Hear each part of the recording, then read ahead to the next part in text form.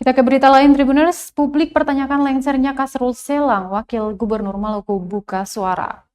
Pergantian posisi sekretaris daerah diperbincangkan publik. Wakil Gubernur Maluku Barnabas Orno merasa perlu melakukan klarifikasi. Lengsernya Sekda sebelumnya Kasrul Selang banyak dipertanyakan netizen di sejumlah media sosial. Hal ini membuat Barnabas Orno merasa harus menjelaskan polemik ini kepada masyarakat. Pergantian posisi Sekda Maluku disebutnya sebagai bagian dari aturan yang harus dijalankan. Pasalnya, posisi tersebut memegang tanggung jawab yang besar untuk membantu Gubernur Maluku dalam menjalankan roda pemerintahan, sehingga tidak bisa ditinggalkan kosong dalam waktu yang cukup lama.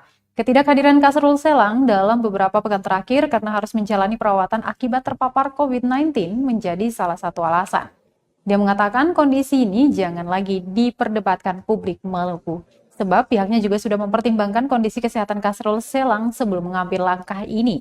Diberitakan sebelumnya Tribuners, posisi Sekda Provinsi Maluku yang sebelumnya diduduki Kasrul Selang digantikan oleh Pelaksana Harian atau PLH, Sadlile, sesuai surat keputusan Gubernur Maluku nomor 841.5/266 tahun 2021.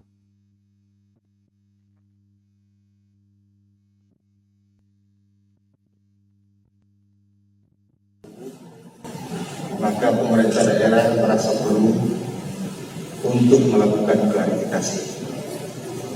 Satu, bahwa Gubernur Maluku merasa perlu untuk menunjuk pelaksana Sekretaris Daerah Provinsi Maluku atas nama Saudara Insinyur Sadli M.Si adalah semata-mata untuk tugas-tugas yang sifatnya rutinitas. Dua, keputusan tersebut dipertimbangkan untuk dilakukan karena Sekda atas nama Saudara Kasrul Selang, STME, beberapa waktu yang lalu terpapar virus COVID-19 dan pertimbangan Bapak Gubernur bahwa Pak Kasrul Selang sementara ini perlu melakukan pemulihan kesehatan secara total.